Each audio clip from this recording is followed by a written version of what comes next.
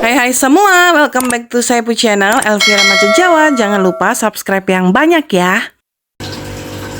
Hai semua, welcome back to Saipu Channel Elvira Remaja Jawa. Di video kali ini aku bakal ngejelasin ke kalian tentang pengalamanku menggunakan pelayanan BPJS yang rumor versus realitanya ya. Stay tune terus di video aku. Jangan lupa di subscribe, like, comment, and share. Jangan lupa juga nyalain lonceng notifikasinya supaya teman-teman gak ketinggalan video-video terbaru dari aku.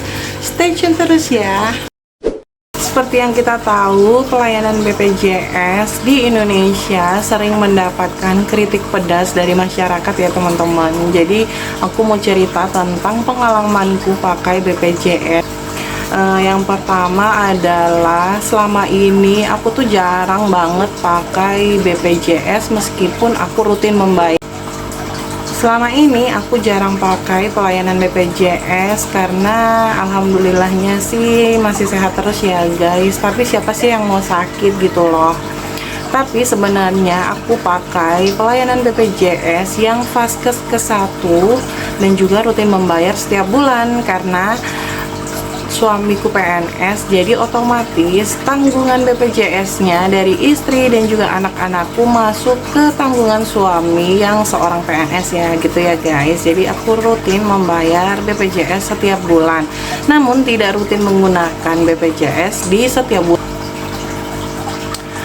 Nah, yang aku pengen ceritain adalah kan kita sering mendengar rumor-rumor tentang pelayanan BPJS yang kurang maksimal gitu ya guys. Jadi aku mau membandingkan antara rumor dan juga pelayanan BPJS secara realita yang aku alami versi dari diriku sendiri ya guys.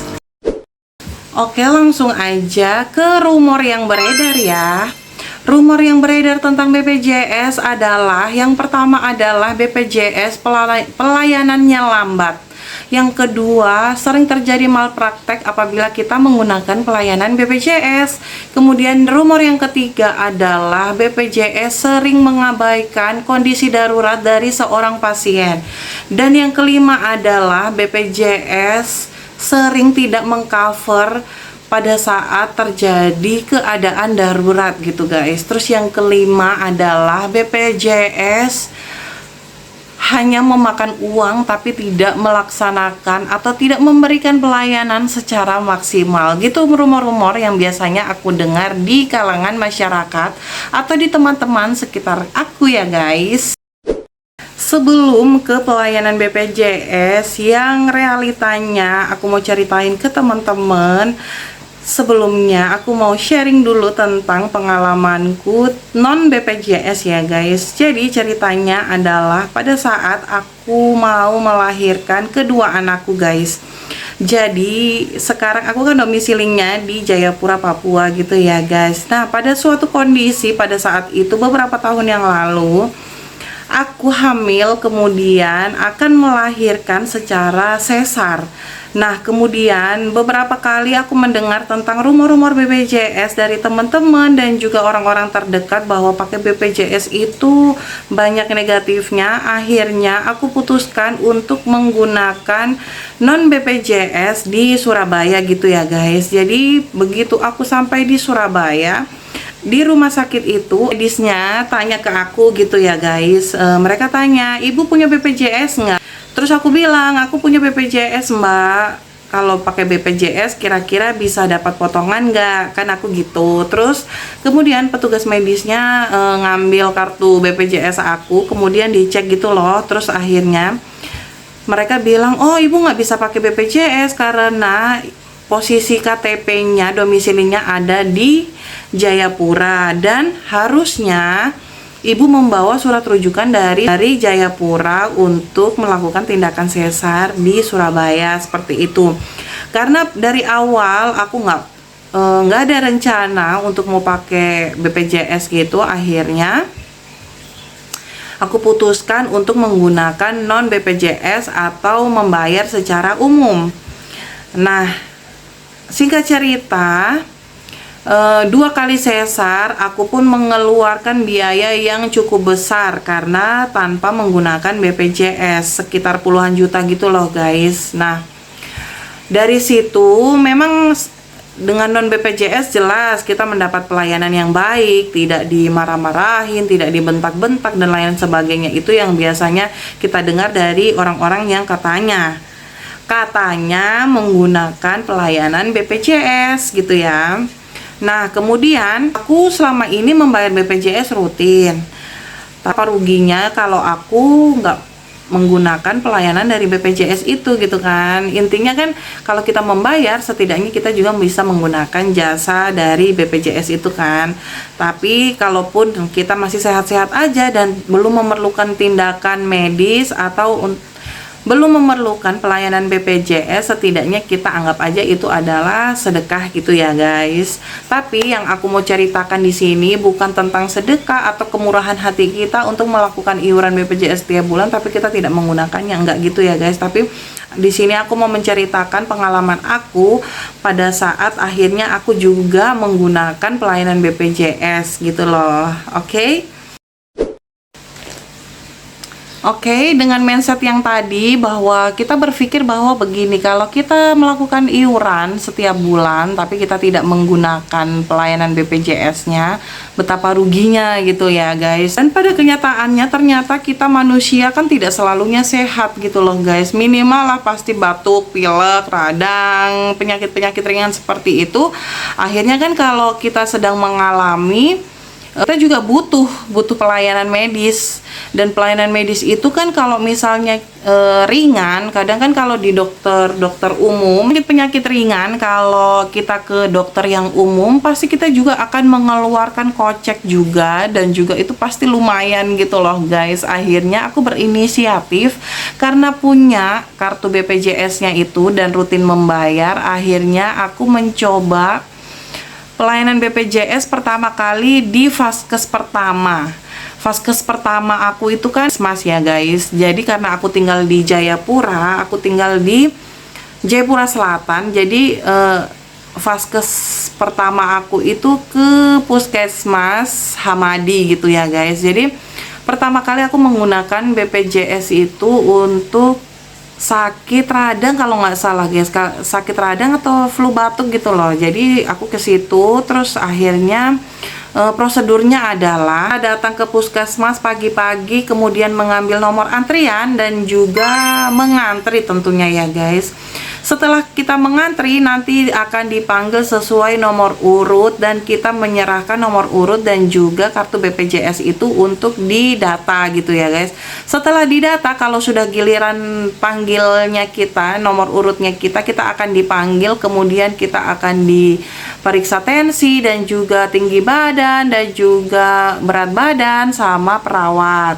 Kemudian setelah itu kita menunggu lagi, lalu dipanggil ke ruang dokter, diperiksa, didiagnosa, kemudian diberi resep gitu ya guys, sesuai dengan penyakit kita, dan kita akan mendapatkan obat secara gratis gitu ya guys. Nah, itu pengalaman pertamaku menggunakan BPJS di Puskesmas Hamadi. Dan menurut aku itu realitanya ya guys, realitanya yang aku alami sendiri sesuai dengan pelayanan BPJS yang aku terima. Nah, kebetulan karena pelayanan BPJS yang aku terima pada saat itu alhamdulillahnya baik dan menurutku masih dalam keadaan wajar ya. Maksudnya wajarnya tuh gini, memang kita disuruh mengantri dan itu lama bersama dengan orang-orang yang lain dan juga mereka adalah pasien BPJS. Jadi kesimpulannya di sini guys, memang kita sebagai pasien maupun walaupun menggunakan BPJS maupun umum pun kita pasti akan disuruh mengantri, karena di pengobatan umum dengan dana umum ataupun dengan dana BPJS itu sama-sama mengantri gitu ya guys. Jadi yang rumor pertama sudah terjawab, kenapa pelayanan BPJS itu lambat pada saat kita menerima tindakan medis gitu ya. Jadi memang karena membeludaknya pasien yang menggunakan BPJS sedangkan tenaga medisnya juga terbatas. Jadi itu sudah menjawab rumor yang pertama ya guys, yaitu pelayanan lambat. Kenapa? Karena ya itu tadi, karena kita harus mengantri dengan pasien-pasien BPJS yang lain yang begitu begitu banyak, benar-benar banyak. Oke guys, yang kedua adalah aku menggunakan BPJS di rumah sakit guys. Dan rumah sakit yang aku pilih ini adalah rumah sakit yang bagus gitu loh guys. Jadi yang bagus itu gini, kalau misalnya kita menggunakan dana umum, rumah sakit ini tergolong rumah sakit yang so expensive gitu loh guys, dengan pelayanan yang memang benar-benar bagus. Tapi karena ada mereka menyediakan pelayanan BPJS, jadi kami yang pasien BPJS pun bisa menikmati pelayanan yang mahal dan bagus itu versi BPJS gitu loh guys. Nah, ini pengalamanku ya guys. Jadi pertama kali aku menggunakan BPJS di rumah sakit karena aku ada beberapa keluhan kemarin, jadi aku butuh konsultasi ke dokter spesialis gitu ya. Kemudian karena pertama kali aku nggak tahu sama sekali prosedur untuk ke rumah sakit, jadi aku hanya membawa rujukan dari puskesmas. Dari puskesmas itu dari dokter diberi rujukan untuk menuju ke dokter spesialis yang ada di rumah sakit gitu ya. Nah, kemudian aku datangnya siang guys, jadi tuh aku nggak tahu bahwa pasien BPJS itu memang semembludak itu. Jadi aku datangnya siang dan aku sama sekali nggak tahu bahwa pasien BPJS itu harus bener-bener fight rebutan nomor urut dari pagi gitu ya guys. Jadi alhasil apa? Alhasil di hari pertama aku ke rumah sakit, aku dari siang sampai hampir sampai maghrib bahkan itu aku di rumah sakit seharian guys, dan itu sangat sungguh melelahkan. Dan akhirnya aku berpikir gini, oh iya ya, kata orang-orang bener ya, kalau pakai BPJS itu begini ya. Padahal kenyataannya aku bertemu dengan seorang teman lah, sama-sama waktu itu berobat di dokter yang sama. Nah, kita ngobrol lah di situ.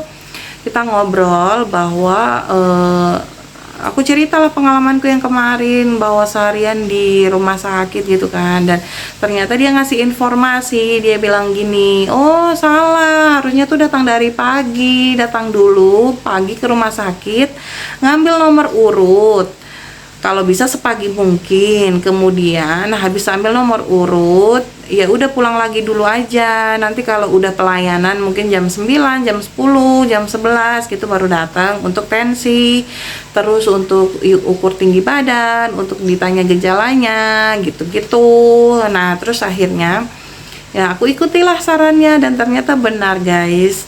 Kalau kita tahu dan juga kita secara detail informasinya, kita harus mencari tahu lah. Intinya kalau kita sebagai pasien BPJS, kita harus mencari tahu secara detail informasinya supaya kita juga tidak disusahkan dengan yang katanya menggunakan pelayanan BPJS itu. Nah, oke, singkat cerita sudah aku ngikutin saran dari temanku ini kan. Akhirnya ya udah pagi datang ke rumah sakit, ngambil nomor urut, kemudian jam 10, jam 11 datang tensi, ukur tinggi badan, dan juga konsul tentang gejala-gejala kita gitu kan. Nah, terus kita sesuaikan lah jam praktek dokter. Misalnya waktu itu kayak aku sore kan, sore ya udah aku pulang dulu, terus nanti datang lagi pada saat jam praktek dokter gitu. Oke. Next, sampai di praktek dokter, pelayanannya dokter juga amat sangat baik, masya Allah, tabarakallah. Karena apa ya, dokternya baik sekali, ramah, dan juga menyemangati kita, kayak gitu-gitulah. Pokoknya pelayanannya benar-benar bagus guys. Kenapa aku membuat video ini, karena menurut aku, oh ternyata rumor-rumor BPJS di luaran sana itu tuh tidak benar ya, menurut pengalamanku loh ya. Tapi nggak tahu kalau mungkin pengalaman teman-teman yang lain, mungkin di rumah sakit yang lain kebetulan mendapatkan pelayanan yang kurang bagus dari pelayanan BPJS ya, mungkin belum rezeki kalian ya gitu. Tapi mungkin bisa jadi yang melakukan itu adalah oknum-oknum, jadi tidak karena pelayanan BPJS itu sendiri gitu ya guys. Itu kesimpulannya. Mudah-mudahan dari video aku ini memberikan informasi buat teman-teman dan juga menginspirasi. Alhamdulillah buat aku ya. Nanti aku bakal bikin video-video informasi yang lain supaya kita lebih luas pandangannya, lebih banyak informasi juga gitu ya guys. Jadi sampai sini dulu video aku, semoga bermanfaat dan semoga teman-teman suka dengan video aku. Thanks for watching and see you on my next vlog. Bye bye.